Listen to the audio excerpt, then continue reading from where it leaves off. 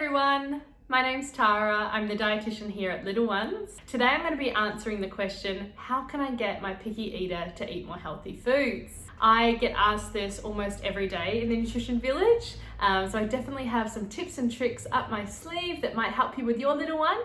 While you're here, make sure to subscribe to the Little Ones channel. We have amazing videos coming out each week with new tips and tricks around nutrition and sleep. Hi, I'm Tara, accredited practicing dietitian and mum to two cheeky little boys that love to keep me on my toes.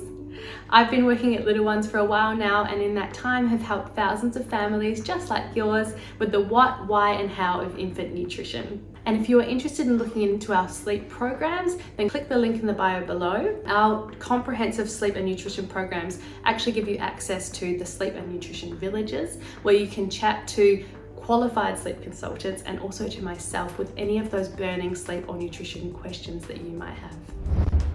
Tip number 1, never ever force feed your child.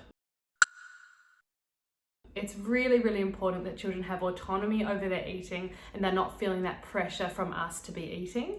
I know that it can be really tempting to want to sneak a spoonful in sometimes, but this can set things back a few steps because we want them to be exploring food on their own and getting to feel comfortable with that food on their own and not being forced to eat it. So it's important to always trust that they are going to eventually explore that food and not try and sneak in a spoonful or not try and force them to eat food or make the situation uncomfortable for them in any way because they're feeling pressure.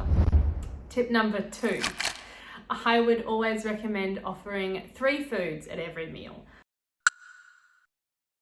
One that you know they're going to accept. Hopefully there's a bit of variety there, so you're not just offering the same food every time. And if you can, make sure that there's some kind of iron-rich element of the food so that you can make sure they're getting that iron in, because it is important for children, especially under the age of 2, to have iron. So one that they always accept, one that they usually accept, so trying to continue that exposure to foods that they sometimes accept, and one that is new or that they haven't accepted yet.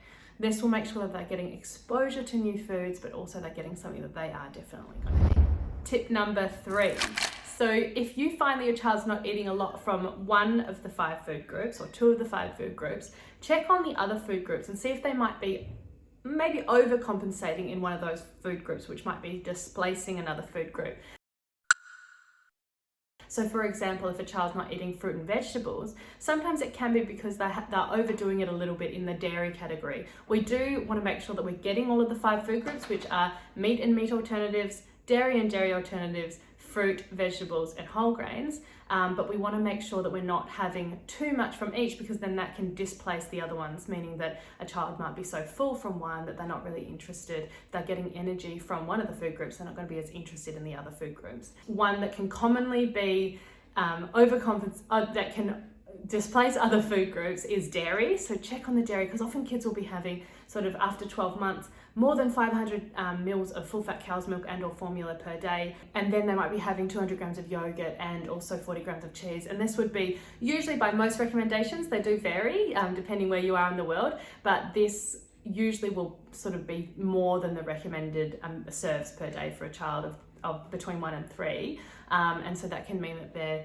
getting energy from that food group and maybe a bit too much, and that means that they're not as interested in trying the other food groups, or they're too full for the other food groups.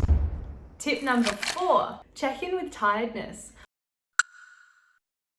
Often little ones can be really tired at meal times, and this can be difficult for them because they're not wanting to try new things. It's hard to focus, and it's hard to be exposed to new things when you're feeling tired. Checking in with that and thinking, okay, could I offer their meal 15 minutes earlier when they are a bit more awake, have a little bit more energy? Also, if they seem to be more confident in trying foods at snack times, then perhaps trying a more main meal at the snack time and then a snack at the main meal time, if that makes sense. So a lighter meal when they would normally have their lunch, say, and then a more lunch-like meal when they'd have their morning snack.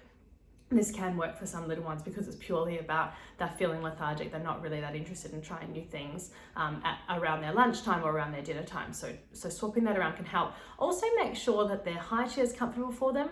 Are they sitting supported completely with their back upright? Do they have support behind it? They're not having to sort of constantly support themselves, and making sure that they have a footrest that they can rest their feet flat against so that they can really find that grounding and be really, really comfortable. And finally, tip number 5 is exposure, exposure, exposure.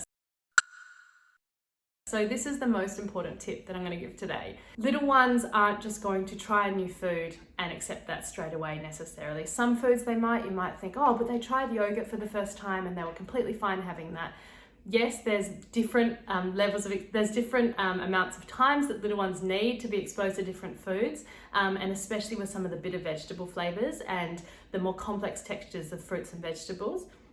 The textures that aren't as uniform, like something like a yogurt is a very uniform texture. They know what they're getting every time, whereas fruits and vegetables, they can come in different textures. They can be soft and smushy one day and they can be hard the next day. It's really variable, and that can be hard for little ones because they find it hard to accept new things in all areas of life, but especially with foods, they can really fear those new things. Exposure can be through cooking, through serving, through smelling, touching, having a little taste. It doesn't have to be through eating. So make sure that if your little one says, okay, I don't really want broccoli, I don't like broccoli, try saying, okay, well, you don't like broccoli yet, and adding that yet so that they feel confident that in the future they might be willing to try that food again. And also so that you have in your head, okay, I'm not going to stop offering that food. Make sure that I still put broccoli in the middle of the table, expose them to it, make them feel confident that it's still a food, that we still eat it. Often parents will think, okay, my child doesn't like that, take that off the table, they'll never be exposed to it again, and then suddenly when it comes back onto the table, it can be really scary for the child to try this new thing.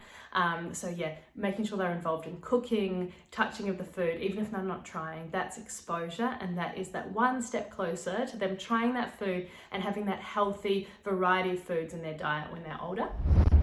Okay, that's it for me today, guys. Thank you so much for the wonderful question. If you like this video, please subscribe to our channel. And for more information, check out both our sleep and nutrition programs at www.little1s.co.